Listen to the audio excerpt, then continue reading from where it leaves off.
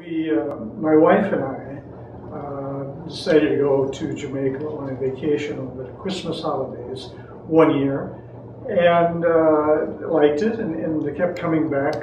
So we started going there on vacations during the winter, and the very first time we went, we found that there was an exhibition of the Jamaican Intuitives, and we attended it and became very attracted to the work, and that's really how we got started.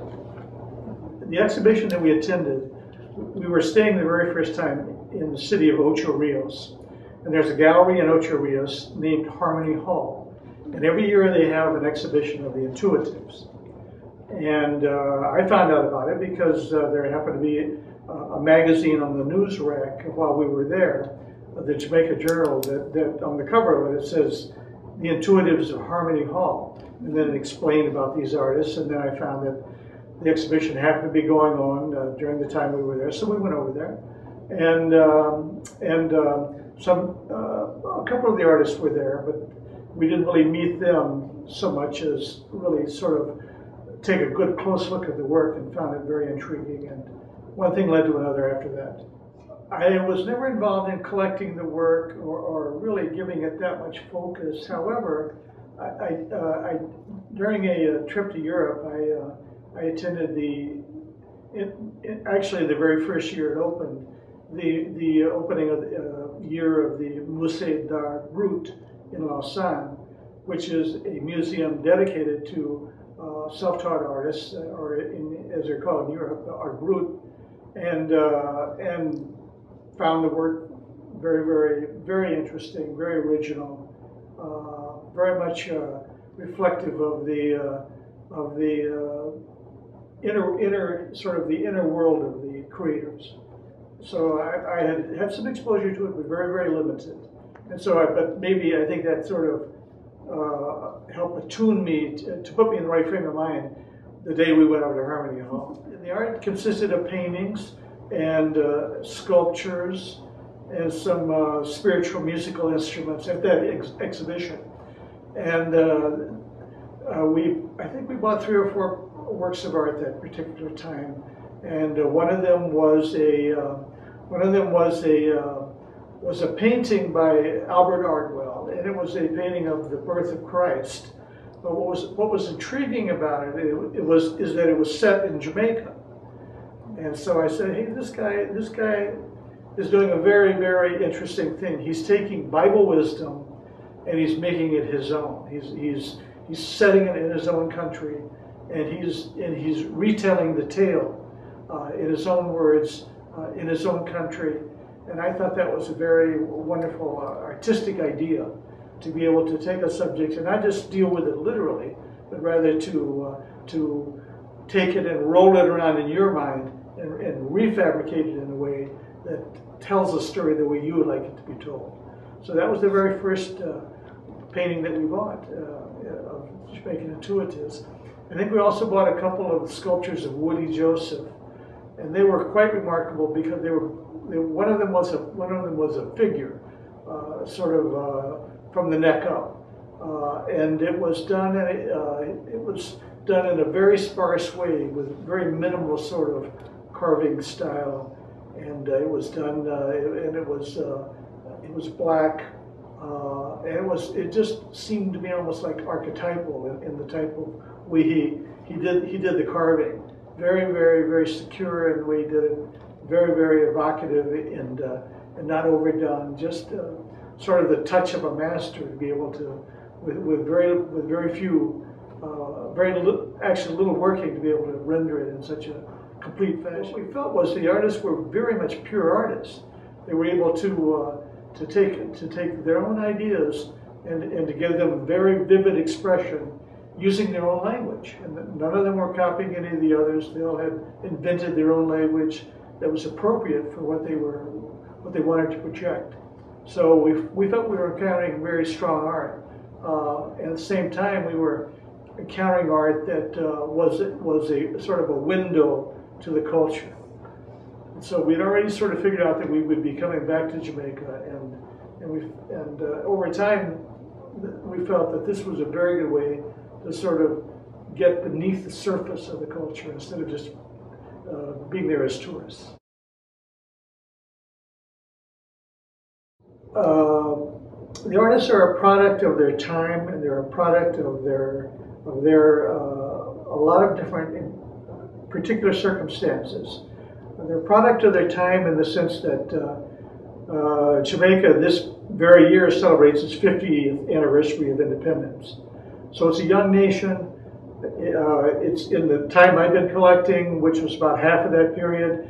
It was coming out from under a colonial system of government, independent system of government, and so the people themselves were in a state of figuring out who they are as a people, coming out from under colonialism. And at the same time that was going on in Jamaica and in the United States, a very important recognition of the importance of Africa within the African diaspora. In Jamaica and in the United States, the roots of Africa had been sort of passed over and in some ways suppressed within the culture, within the diaspora culture. And so in Jamaica that was going on at the same time. People were trying to figure out how do we relate as members of the African diaspora? How do we relate to now that we're in a country where we're the majority and we have self-rule? How do we sort of go back and sort of construct an identity for ourselves that allows us to have the capacity to exercise this new power and this new opportunity? The artists that we come to know over the years were witnessing all of that, in some cases participating in it, in others, but they were all working out their own individual solution. They weren't, none of the artists, some of the artists we collected were Rastafari, and they were basically depicting the tenets of Rastafari using the sort of regular icons of Rastafari, of His Majesty and the Lion of Judah and the other normal symbols. But others were sort of influenced by that, but took different takes. And so we were witnessing development of a sort of self-identity within a country all during this time. And we were witnessing individual artists coming up with their own individual solutions to that. The work itself is a testament to the creativity of the humble mind. All of the artists that we collect and documented over the years with audio tape and videotape and photography and other things, all of them were very, very humble people. None of them came from a privileged background. They all came from very meager means, and in many cases still lived with very meager means. But they had the capacity, the inner capacity, to look within and to come up with metaphoric ideas that expressed the sort of visions that they were caught up with, and to do it in an original way. So it's raw creativity, untaught, not influenced by museums, not influenced by a knowledge or any kind of a training in art, but simply the capacity that's probably innate in all of us to be able to come up with in a very creative way with their own visual language and their own metaphoric language, and do it in a way that really represents strongly the ideas that they want to convey. So it's strong art done by strong artists. I did a documentary called Messengers of Zion, and there was an exhibition of our collection in Washington, D.C. And we showed at that particular museum, they showed the documentary along with the art in the same room. And one of the reviewers, a reviewer from the Washington Post, said, I watched the video and I got it. He said, I was able to be transported to this locale, transported into their life. He said it made the looking at the work infinitely stronger. So yeah, being able to transport yourself even through video into their life for a few minutes, it really does help. You understand what their intentions are, what their circumstances are, and you get a bit of an idea of sort of the intense spiritual background that many of them come from.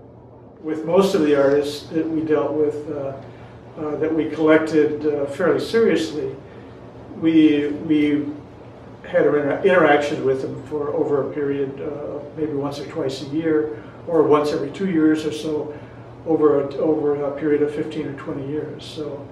So we came to know them personally very, very, very well in many cases. What we know about the artists is that in most cases, the reason they're good artists is because they're original thinkers. They share a lot of common ideas, a lot of common wisdom within Jamaica. Sort of the wisdom that was handed down by Marcus Garvey of the importance of being your own person, the importance of standing up for yourself, the importance of joining others as standing up for yourself jointly, the importance of re-establishing your ties with Africa and re-establishing your sense of self-worth.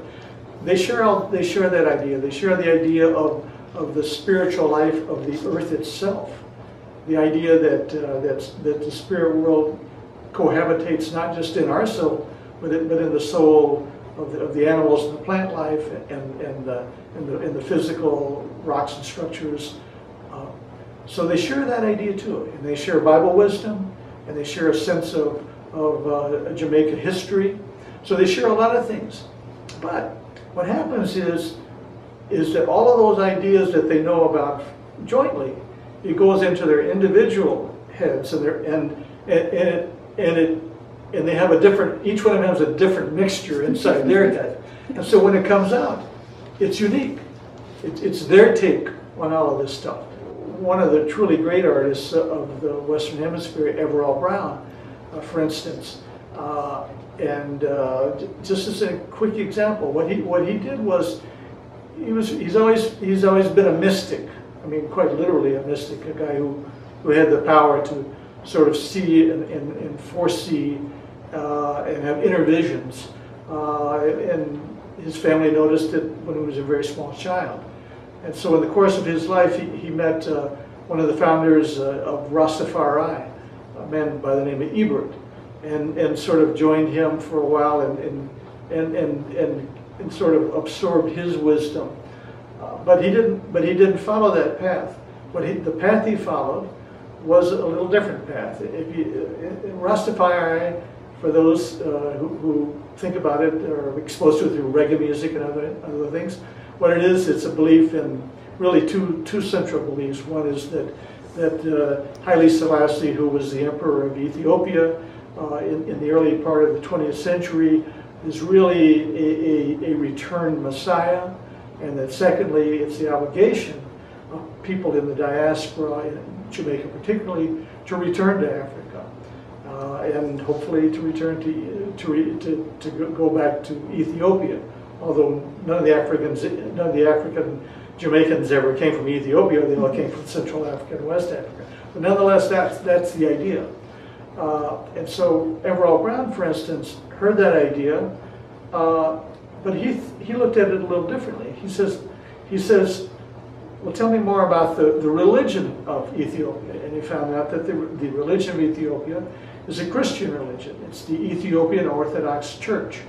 So his idea was, coming from a native Baptist tradition in Jamaica, his idea was, well, I'm not going to follow the path of believing that Haile Selassie is a returned Messiah. I'm going to follow the path of taking up the religion that he practices and become Ethiopian Orthodox myself.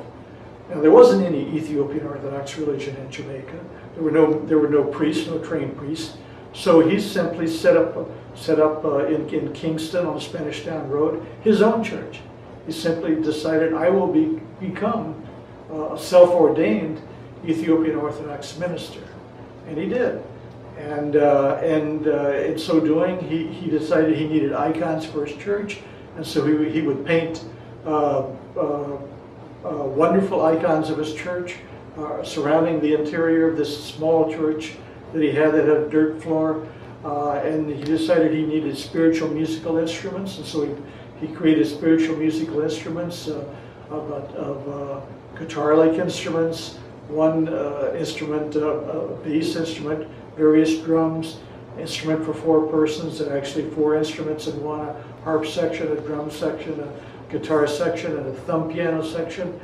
And so he did all these things and created staffs, spiritual staffs that he used in his practice, in his spiritual practice. So the beginnings of him as an artist was to create works that would serve the ministry that he had taken upon himself.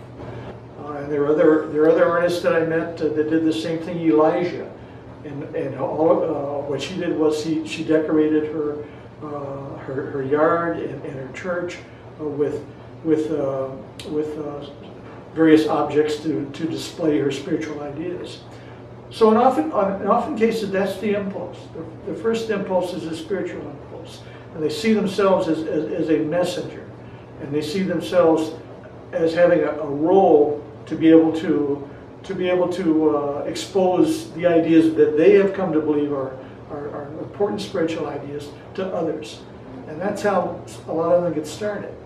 And then over time, what happens over time is that somebody takes it from the world of art, takes notice of them, and then they sort of see all this in this incredible visual expression, totally original, totally the work of a true artist, strong true artist. They then sort of continue to make their original works, but then also sort of make additional works because they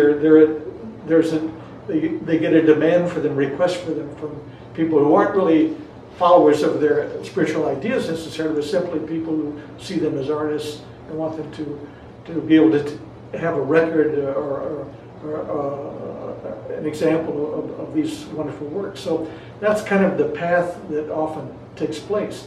The really good ones, the ones who are really true artists, they never change. The works that they're creating for other people are simply the same kind of wonderful thing. Each of them produced their work in their own home, or as you call it in Jamaica, their own yard.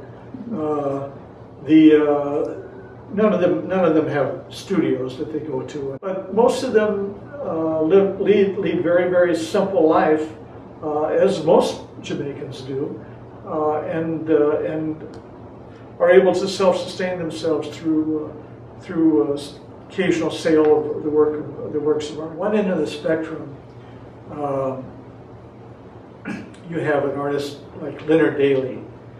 And Leonard Daly is under no time clock. He's not producing work for anybody but himself. And that's why he's a very good artist. And so what he typically does is he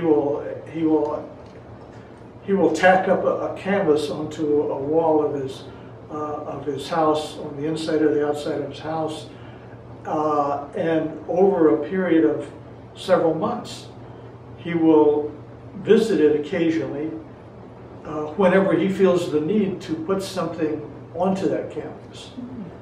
And so the result is, after 5 or 6 months, is really what it is. It's a visual diary of the things that he was thinking about, or concerned about, or vexed about, or laughing about, or perplexed about, that rose to a level of kind of height in him that he wanted to go and put that thought onto the canvas. The other end of the spectrum is Everall Brown, for instance. And Everall Brown is because he had been a carpenter, and he understood the idea of, he knew how to use jigs, he knew how to, if you're doing things that you have to make several parts, identical parts, where you know how to do it on a sort of a organized, mass-produced basis, so you can set up a jig and make 10 cut-out pieces of wood that you're going to have one in each section, that kind of an idea. And so he would do that. But then when he got to doing the real subject matter of the work, it would be quite quite individual on each one. None of them were anywhere near like the others. And they were all like Daly, whatever spiritual idea he wanted to depict in that particular one, he would depict. And often they were spiritual landscapes. So that's the type of work he would do, and his method was more organized. And Daly, on the other extreme, was very, very random, but the whole was a complete whole of a diary of his life during that time. A diary of his psyche, I should say, during that time. Ras Dizzy was a guy who was really homeless. Not really completely homeless, but he was, I guess you would say he's itinerant. He didn't live in any one place for very long. He would live for a month in Kingston, and then he would go over to Montego Bay for 6 weeks, or go to Ocho Rios for 3 months, or go to Panama, or whatever, various places that he would travel around. And so he had no permanent home, and all his possessions he really carried with him. But he really wasn't homeless in the sense that he would always be able to find a place to live and stay with a friend.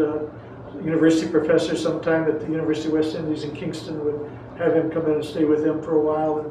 And so he had friends. So and so what he would do was his style was to do one single subject, and to do it with fast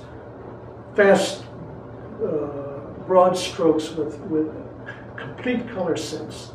So he was this raw expressionist artist, and would do these with these narrative depictions, or sometimes not narrative, but more of a spiritual sort of a psychological sort of a work.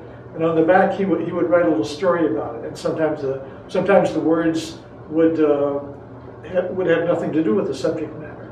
But here again, it was sort of a by the time he got to writing something on the back, he was thinking about something else. So he would write a title that was a spiritual thought that he was having at the moment. It may or may not have been the thought he was having when he painted the other side of the work. So he would do racehorse scenes, incredible, beautiful scenes at a racetrack, and with the horse, this sort of a ghost-like horse going over the finish line, with the crowd cheering, and the jockey riding on top. And then on the back, he would write in a complete narration of the horse race, as if you heard it from the announcer in the stands, or if you heard it over the radio by somebody narrating that race, and he would write it all out, tell you the whole story of that particular race. I guess you would say I'm sort of an unofficial adjunct. Let me explain it. Fairly early on, after I had done some collecting, and my wife and I, when we came to Jamaica, we went 1 year to Ocho Rios, but then the subsequent years we went to Negril over the Christmas holidays, and then that's where we kept coming back every time. So after 3 or 4 years, then I finally went into Kingston, where the National Gallery of Jamaica is located, during the time that they were showing their annual national exhibition. And in the annual national exhibition, they have their works from their trained artists, as well as the intuitives, their self-taught artists. And I spent a lot of time that particular visit looking at the intuitive artists, because that's the ones that I was already focusing on and collecting, because the one exhibition that was going on when I was there was the intuitives in Harmony Hall, and so that's the ones I knew a little bit about. So I spent a lot of time looking at them, and then the deputy director, David Muir, saw me there, and then saw me still there, and then saw me still there, and was curious and came out and talked to me. And I mentioned that I had done that, and was collecting the artists, and that I was actually thinking quite seriously about doing it in a much more intense way, focusing on the intuitives. And so we met, and then next trip to Kingston, I kept in touch with him, and then he agreed to take me around the island to visit all the artists, because most of them don't live in Kingston. They live way back up in the hills, or across the Wagwater River, and where Woody lived up on a hillside. And so he knew them all and had visited them, and then took me to meet them and introduced me, and then basically I carried on after that. So basically, what the National Gallery did was say yes to my idea of being sort of their roving ambassador to the artists, who would go out and document them and visit them regularly, and try to keep track of the works and whatnot, and then build this sort of repository of their works, but also document them with audio tape and videotape and photography. And so they understood that they couldn't do that themselves, so they were very happy to take under wing this volunteer who would do that for them.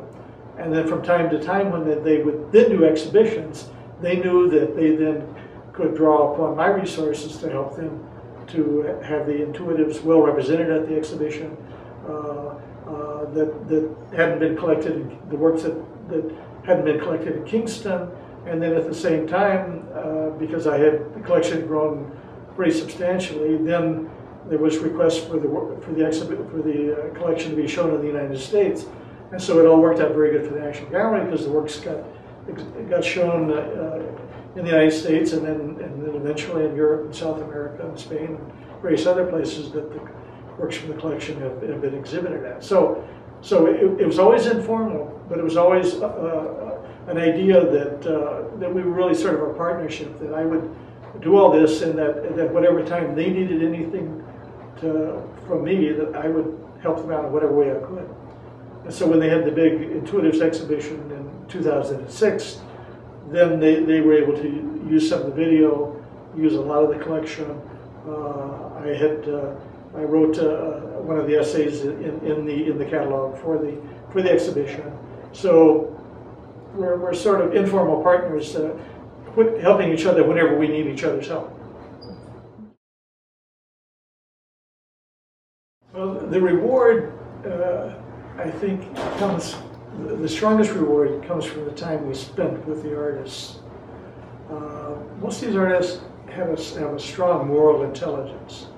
They're very spiritual people. Not the religion they practice or their ideas aren't necessarily the ideas that I practice or that I hold sacred. But what I do admire is someone who has a capacity to live a very spiritual life, even if it isn't my religion. That doesn't matter.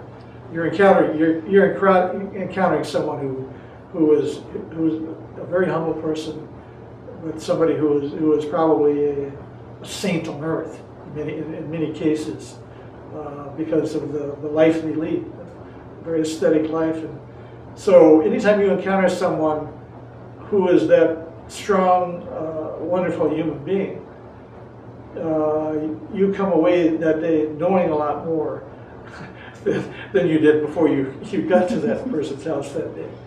You come back a richer person. So that's really why it was something you could do and not sort of get distracted from over the years, because it was a very rich way to lead a life, to be able to spend time with people like that. So that was part of it. Then the other part of it was the earliest professional career I had was as a newspaper reporter.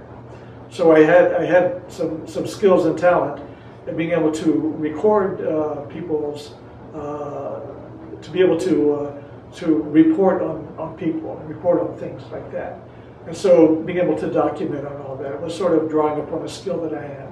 So the other rewarding part of it was that here you got a couple, a middle-class couple from another country, United States, and literally, if you stick with it, you could, by being organized and serious about it, you could contribute to the cultural knowledge of another country. Amazing, amazing. But literally, we were able to do that. And then when the video got shown in Washington D.C., and then the reviewer there, the art critic there, says, "I get it, I understand it." Well, that's rewarding, because you help another part of the world understand sort of a rich spiritual and artistic life that goes on in the back hills of Jamaica, they would have no way of knowing or suspecting that rich cultural activities are going on. So you help create understanding amongst various people and various cultures. That's very rewarding. And then you get to look at all this great art all day long. So you surround yourself with things you love, and so I can't imagine a better way to have spent my time, our time in over those years than doing that. That we would have gotten more pleasure or more satisfaction or more or deeper understanding of human nature than the way we did than what we did. The first thing to do is to collect well. But the things that we did right were we focused. It occurred to us early on, as I say, that you can make a contribution to cultural knowledge, but only if we, given our resources and our time and everything, only if you do it in a small area, where you can really provide a lot of original information that otherwise would not have been gained. But if you try to do it on too broad a fashion, then you won't. It's too much for you to learn yourself, and so your contribution isn't going to be that strong. So if somebody does their collecting right, and really collects in a fashion that their collection would be able to provide a resource for a museum in that area of art, then by all means they should work with the museum to make it available, to work with the museum to make whatever, to do it systematically so that they can have good, accurate records about the works and the artists, so that the museums then can accurately then use it with confidence in the information you've gained. So yeah, it's if you're serious about it, that you should be doing that, because the museums are really the place where the venues where this work is really shared with the world, and you can help them do their job better than you've made a contribution. We started collecting it in the mid-1980s, and that now is about 27 years ago. Roughly, I think that's about right. And so most of that period we were building the collection. We donated some things actually to the Frost Museum about 12 years ago. Some works of the Intuitives we developed, and so we wanted to sort of start a relationship. We wanted to do two things. We wanted to interest the museum in the work of these artists, and what better way than to have them have it as part of their collection? Then they're sort of bound to go find out who these people are. They're in our collection. We have to find out who they are. But I'm just kidding about that. But it was to help trigger an interest, yes, within a museum, and that seemed to be a very logical one.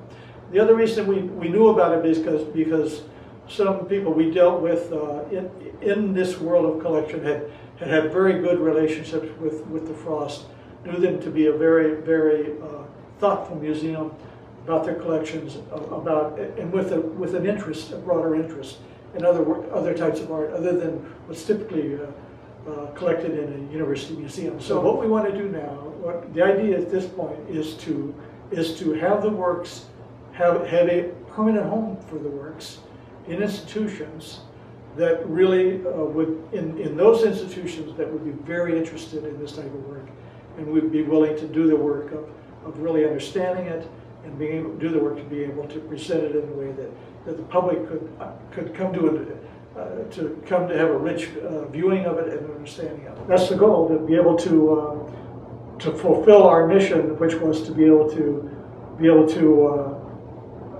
help advance the knowledge, the knowledge about the culture of a particular country,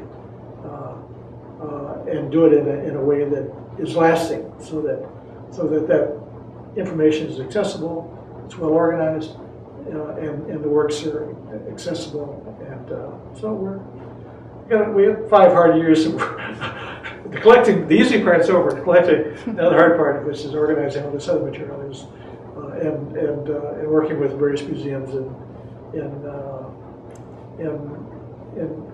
donating works to their collection. That's the next phase of things.